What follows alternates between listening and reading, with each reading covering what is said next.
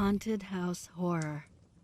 I'm a 23-year-old male, and I've always been fascinated by the paranormal. I spend most of my free time reading up on ghost stories and watching horror movies. But little did I know that my obsession with the supernatural would lead me to experience something that would terrify me to my core. It all started when I decided to take a solo trip to a small town in the countryside. The town was famous for its haunted house, which had been abandoned for years. The locals believed that the house was cursed and that anyone who entered it would never come out alive. Being the curious person that I am, I couldn't resist the temptation of exploring the haunted house. I arrived at the house just as the sun was setting, and as soon as I stepped inside, I felt a cold breeze brush past me. I shrugged it off, thinking it was just the wind. But as I walked deeper into the house, I felt a growing sense of unease. The air was thick with an oppressive energy, and I could feel something watching me. Suddenly, I heard a faint whisper that seemed to be coming from all around me. I couldn't make out what it was saying, but the voice was definitely not human. I tried to leave the house, but the door was locked, and I couldn't find the key. I was trapped inside with whatever was lurking in the shadows. I felt a chill run down my spine as I heard footsteps approaching me. They were slow and deliberate, and as they got closer, I could see a figure emerging from the darkness. It was a woman, or at least it looked like one, but her face was twisted into a grotesque mask of pain, and her eyes were black as coal. She floated towards me, her long hair trailing behind her, and I could hear her voice whispering in my ear. I don't remember much after that. All I know is that I woke up outside the house, covered in scratches and bruises. I never went back to that town again, and I stopped reading about the paranormal altogether. I learned my lesson the hard way. Some things are better left alone. Stoolsibub, Unearthed. Recently, a team of archaeologists unearthed a tomb found in the bowels of an old church just outside Palermo. It was hidden away from the world for centuries, encased in a secret chamber within the old church. The Catholic Church had taken great effort to hide this tomb from the outside world, and when the team of archaeologists saw the name upon the tomb, they understood why. For it was the tomb of Stulio Barbari. In life, he was a Roman centurion turned serial killer, of Rome's Vestal Virgins, believed to be one of history's first serial killers that have been recorded. In death, however, he's regarded as one of the kings of the underworld, a powerful demon whose power is second only to Beelzebub himself. He sold his soul to Lucifer the day he was crucified on the cross, and since then he has reaped the rewards that the fiery pits have bestowed upon him. In his demon form, he is known as Stoolsibub, the master of shit and all foul-smelling atrocities that plague this earth, the merchant of stench and the bringer of nostril decay. There's been quite the controversy since the excavation team unearthed the tomb of Stoolsibub. Some believe the team should have kept it secret.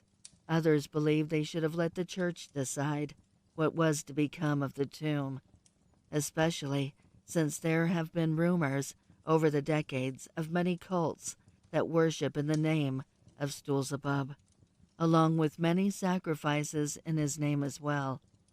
Experts on Stoolsibub and church officials fear that the excavation site will become a place of worship for members of the various cults around the world. especially since, not long ago, there was an incident involving 2 teens in an abandoned bus terminal in Illinois. The story goes, one dark and stormy night, a boy and a girl sat at their computer, and in their boredom decided to search up notable demons, and the one that caught their fancy was the notorious Stoolsibub.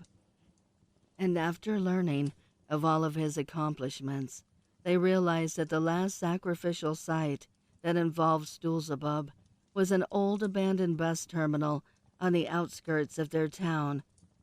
The boy, whose name was Timmy, and the girl, his best friend Diane, left the comfort of their computer screen and decided to check out the old abandoned bus terminal for themselves. Once there, they carefully entered the old decrepit building and went inside the terminal's bathroom. They were horrified and mesmerized by the aging evidence that was still strewn over the walls and the floors of a previous sacrificial event that transpired in the abandoned bathroom in 1986. It is said that Timmy became ravenous for the dark knowledge and turned and killed his best friend Diane, sacrificing her virgin soul to the demon Stoolsibub. It is not for certain what happened next.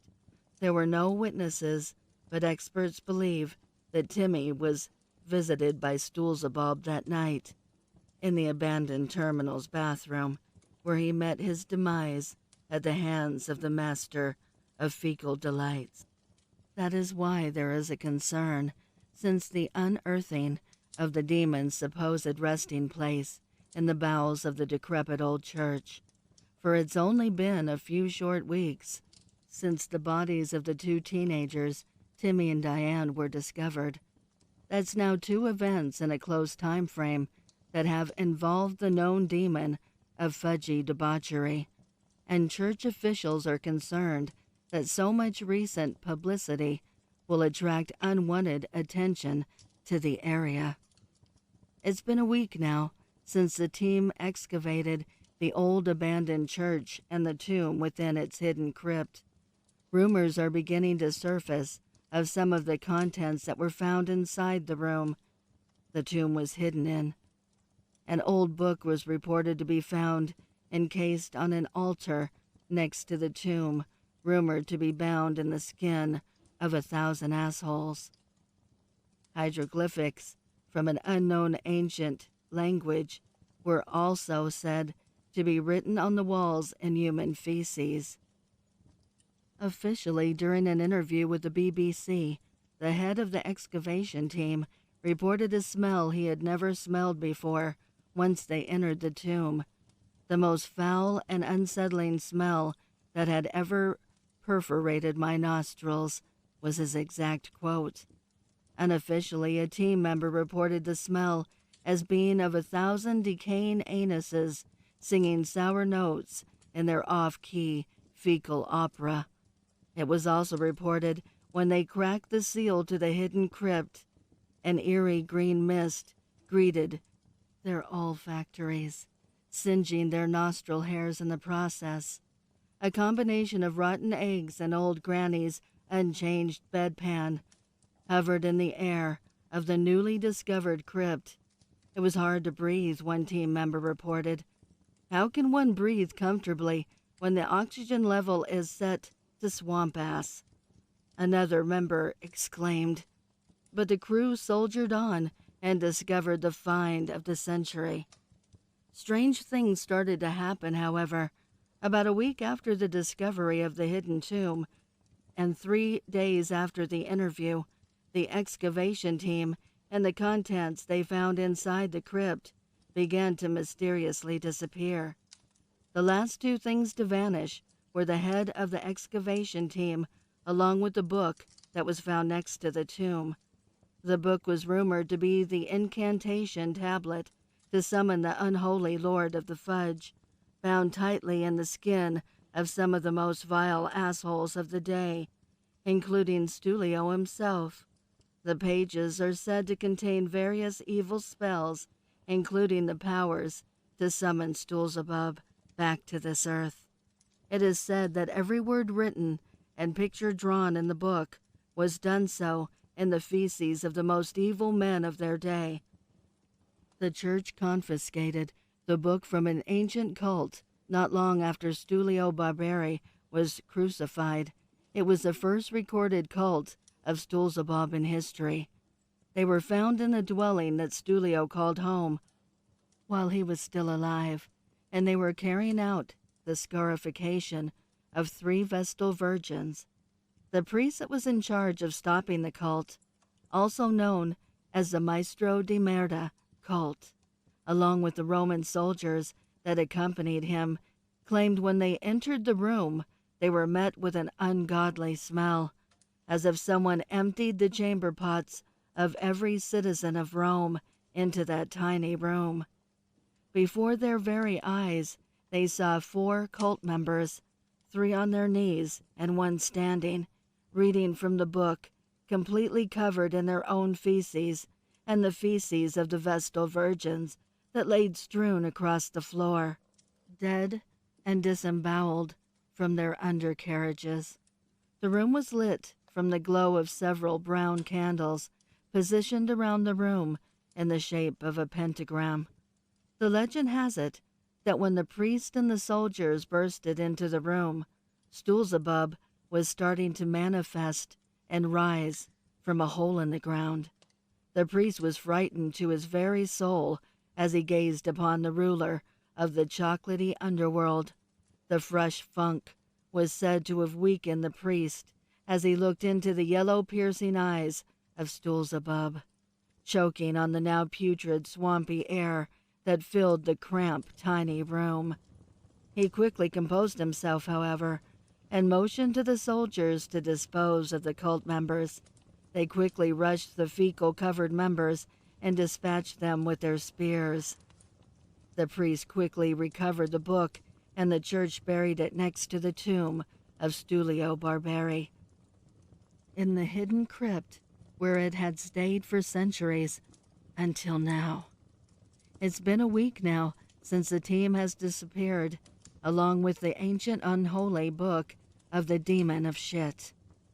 There have been several posts on the dark web from various cults around the world claiming they have the missing team and the manifesto of evil chocolate delights, and they will sacrifice the team, all in good time, ushering in the dawning of a new era.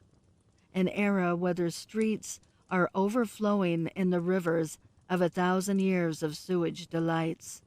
An era where the air is heavy and damp, thick and swampy, like one can only find in an unwashed ass. An unholy era where their Lord Stoolsibub sits atop his brown squishy throne, and the promises and rewards that he will bestow on his most trusted disciples will be boundless.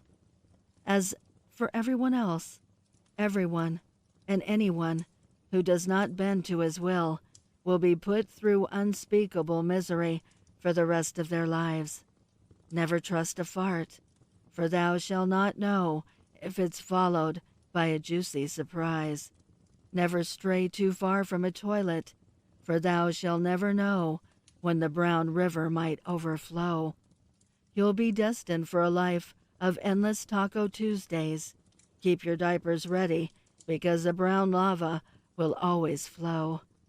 After the threats from the cult members, things died down. No one heard anything regarding the missing team or stolen artifacts. The searches by police and other investigative bodies continued to come up empty. Then about a month after the threats, on the internet, the missing members and a cult were found at the excavation site, all dead, sacrificed in the name of Stoolsibub. The Dark Lord of Feces has risen. Whoever had complied received their rewards as promised. Whoever refused has suffered their cruel-smelling fate.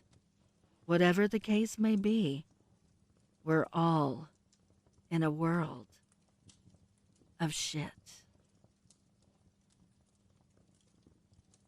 The town. The old town of Lacewood was a quiet place, nestled deep in the woods, with an eerie silence that hung over it like a shroud.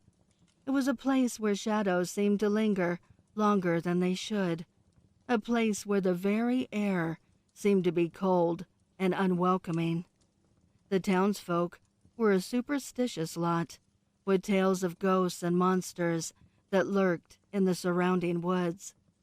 But the worst was yet to come. One night, a young couple, Alex and Jess, were driving through Lacewood on their way to a friend's party. The darkness was thick as tar around them, and the only light came from the car's headlights. Suddenly, Alex swerved to avoid hitting something. "What was that?" Jess asked, her voice quivering. "I don't know," Alex said, his eyes still wide with shock, "but I think we hit something." They got out of the car and shined their flashlights on the ground. There, lying in the middle of the road, was a mutilated body. Blood oozed from the gaping wound in the chest, staining the pavement a deep red.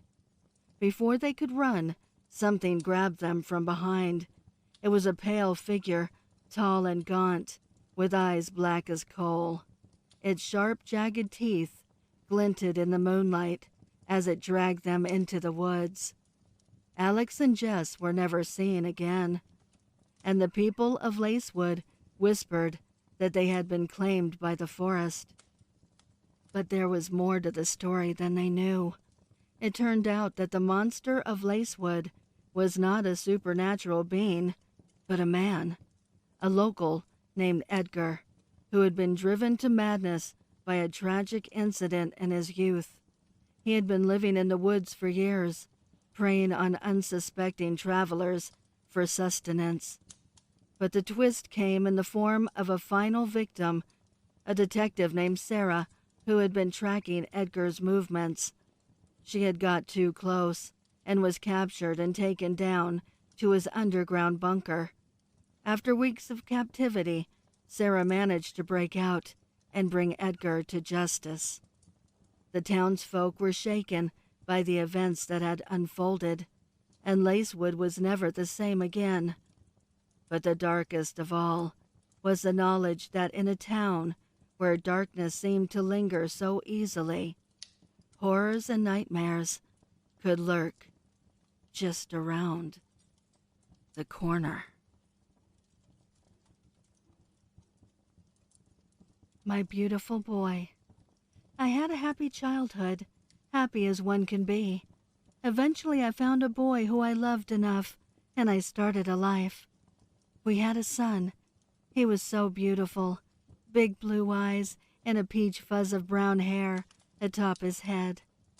His eyes were filled with wonder, just like mine had been. I wanted to be like my mother. I wanted to give him the life she fought hard to give me. I never could. My husband wasn't like my father was. He never brought little treasures for our son, never saying a word to my beautiful boy, so I said enough for the both of us. I was the best mother, and he was the best son. But one day, I couldn't find him. We had been playing hide and seek while my husband was at work, and he was just so good at hiding, like I was. I eventually found him. He was so far away, so well hidden. But I had known right where he was hidden, almost buried in his hiding spot. I stood in his doorway that night. My husband came up behind me, heading for our room. Something snagged his attention, though, and his steps halted. He approached me slowly. I let the object in my hand drop as he led me back to our room and shut the door behind me, locking it. He opened the door eventually. Everything after was a blur. The outside of my house was bright with lights from many cars and people milling about. I gazed about, trying in vain to find my son amongst the people, but he wasn't there. I didn't see him until we rounded to a car, and there, a stretcher was being wheeled, into a large van, a black tarp covering a mound underneath it. The man leading me said something I couldn't quite hear as he shoved my head down into the vehicle. I just kept laughing, my smile wide, as I locked eyes with. I only tipped back my head and laughed. This is a story that my wife told the police that night. It haunts my dreams, truthfully. I too loved her once. The death of our son changed her, though. He never lived to see his first birthday. Cancer. She insisted that he was still with us, keeping his room in order, making him food, teaching him things. Except there was no him to teach. I came home to her talking to the air, hair unkept. I never said anything to her, just put her in bed. I never wanted to say anything to her. I was afraid I would snap any sanity she had left. Until that night.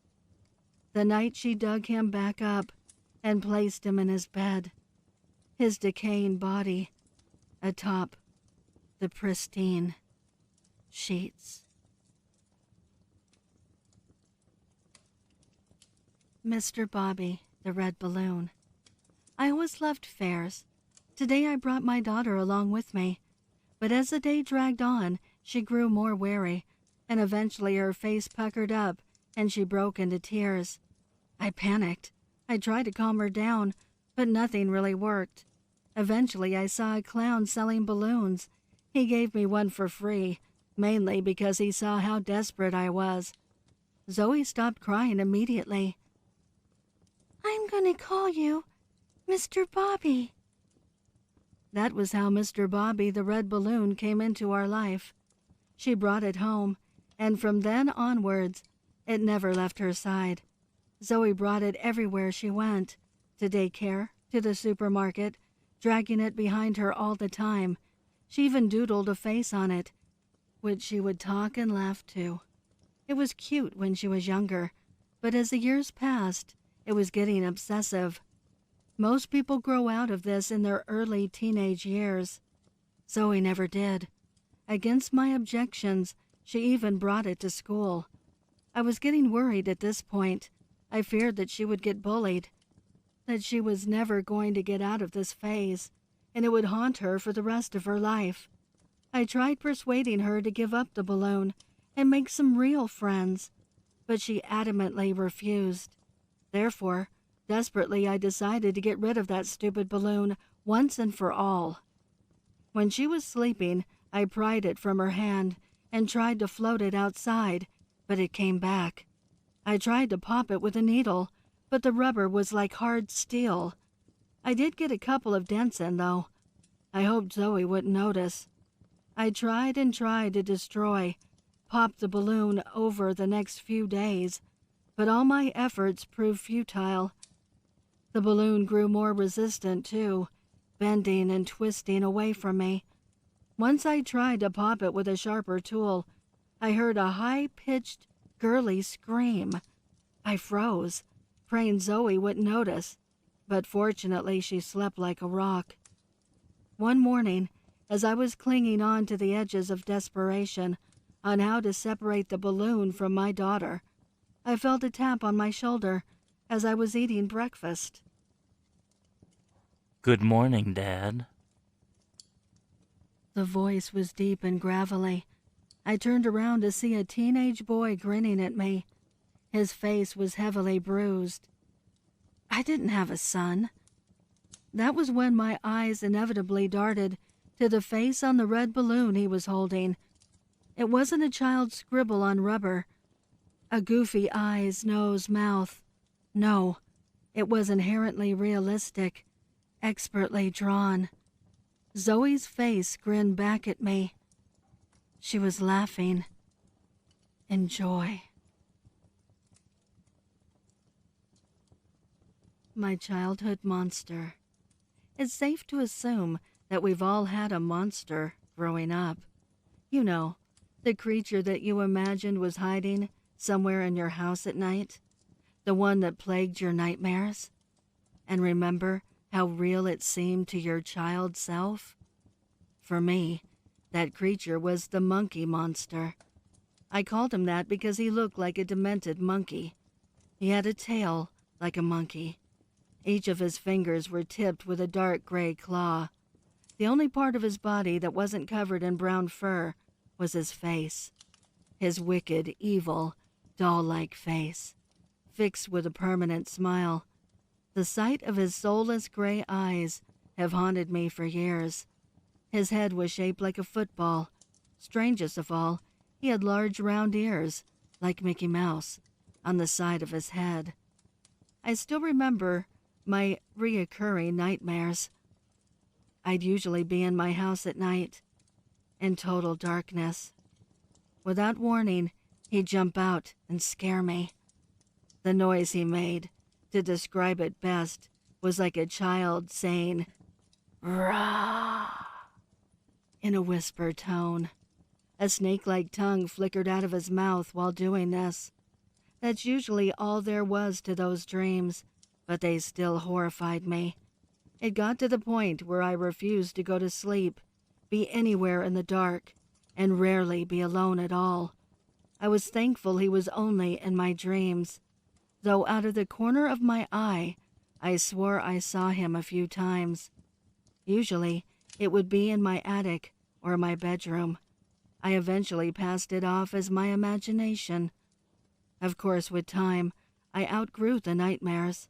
He faded away from memory. I never thought of him again, until last Saturday.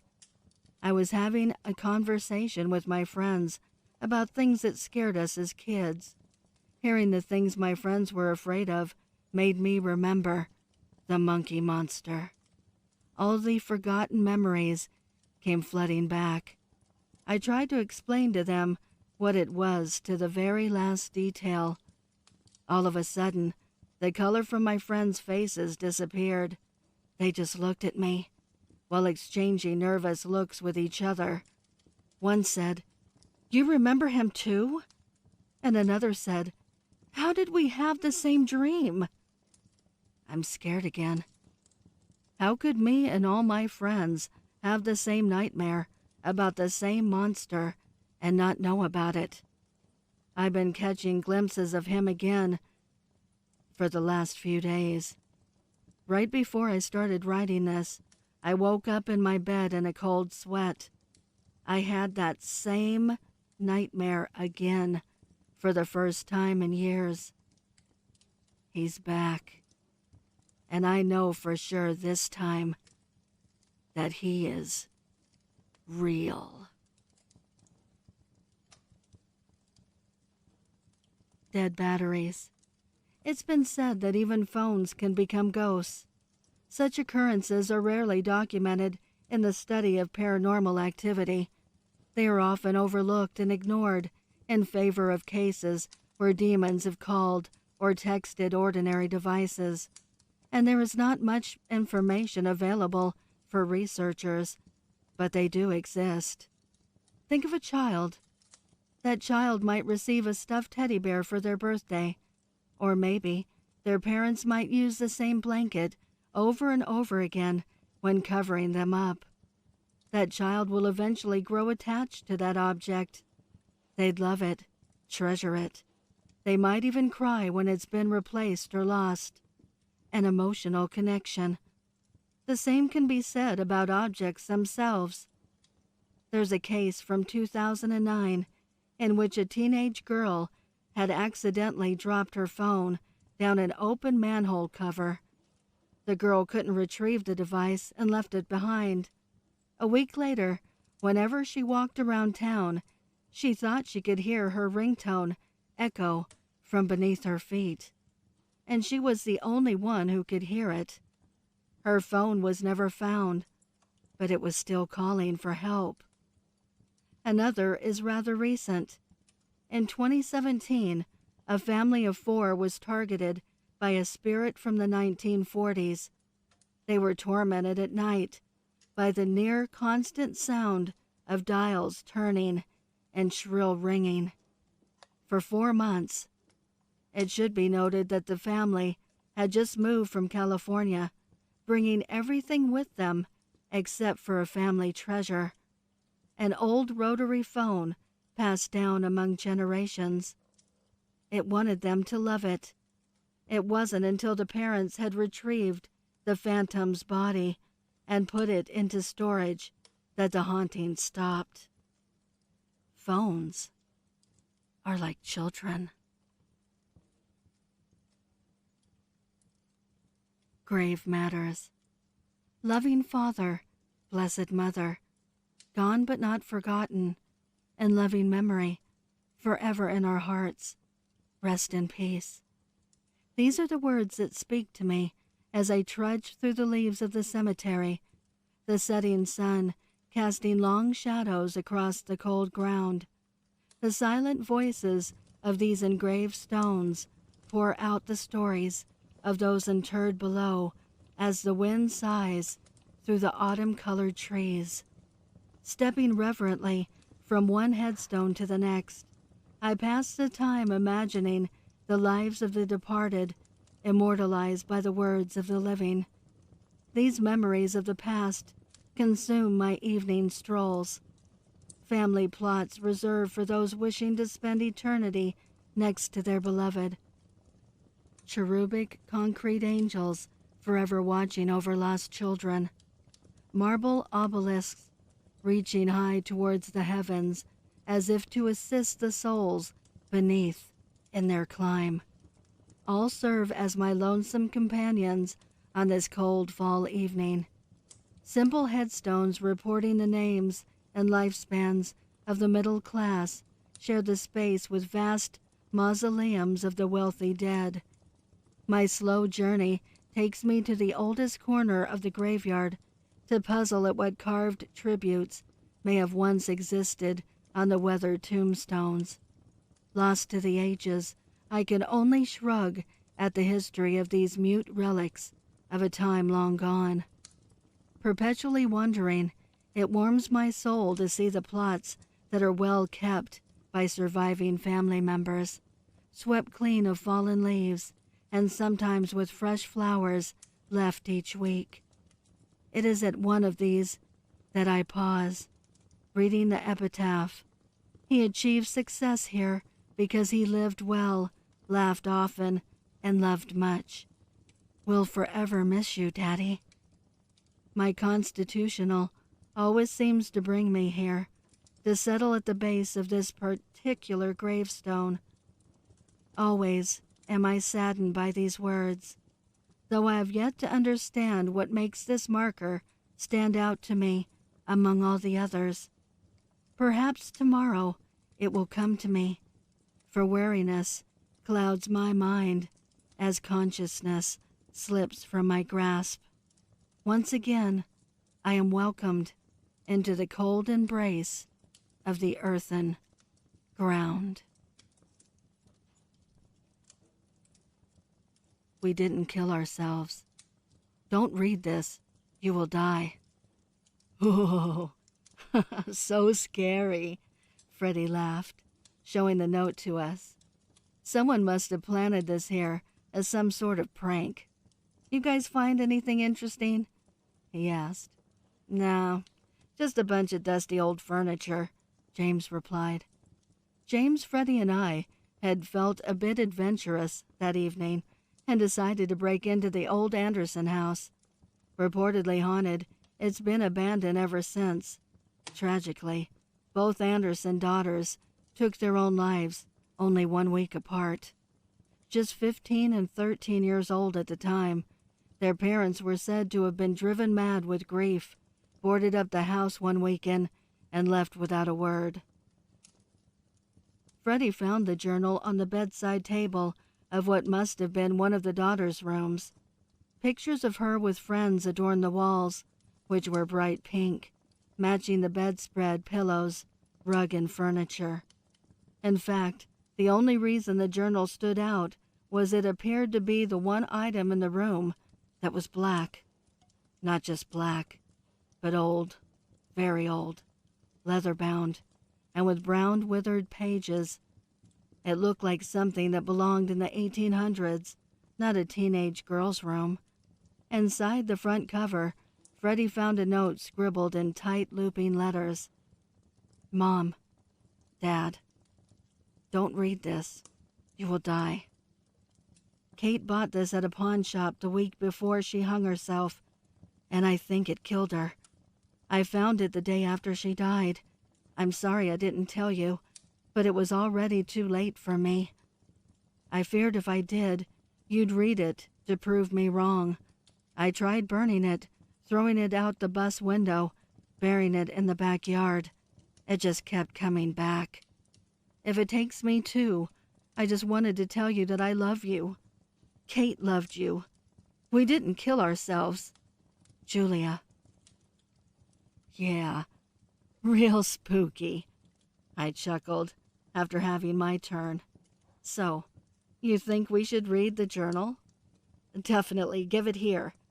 James grabbed it from Freddie's hands and turned to the first page. My name is Archibald Wiggins, and I am the devil's servant. The law is closing in on me. They found the bodies. What sorrow that my wicked life be cut short before I could take more with me. Unfortunately, I shall be swinging at the end of a noose before the week is out.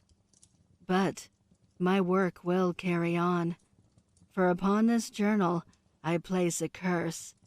Whomever shall read it will share my fate. Ego, venio, pro vobis. We all howled as we read Archibald's untidy scroll. What a stupid prank. Might scare a kitty cat. And we kept laughing about it for the next few days at school. But as the week wore on, we all grew quieter. Something wasn't quite right. We were hearing a man whistling from the shadows at night. James was the first to go. His mom found him dangling from the banister 2 days ago. Then, Freddie followed last night. The same night, I heard a hiss in the darkness. Ego, venio, pro vobis. I exorcised the ghost of my dead brother from my property. Am I the asshole? The whole affair began a few years ago, when I murdered my brother. Not for any sentimental reasons, just the usual dispute about inheritance after the death of our mother. Nor was the manner of death especially gory. I went to his room while he was sleeping and blew his brains out with Dad's old service revolver. Then I carefully wiped my fingerprints off the weapon and placed it into his limp hand. The police were suspicious of this suicide, of course, but they never charged me with anything. So far, so normal, right? Well, yes, but a few moments after this affair was wrapped up, my brother's ghost started haunting the house I had inherited. At first it was hardly noticeable, murmuring noises on the corridors and strange sounds coming from the room where I had killed him. Then little by little, he stepped up his game. Small items went missing with increasing frequency, and my servants complained about being pushed by invisible hands at night. Then a maid drowned in the fish pond, which was very inconvenient for me, since she was an illegal immigrant. And when the ghost finally decided to start leaving bloody fingerprints on my clothing, ruining a dozen of my best suits, I decided that something had to be done. My first impulse was to call the Ghostbusters, but apparently they do not really exist.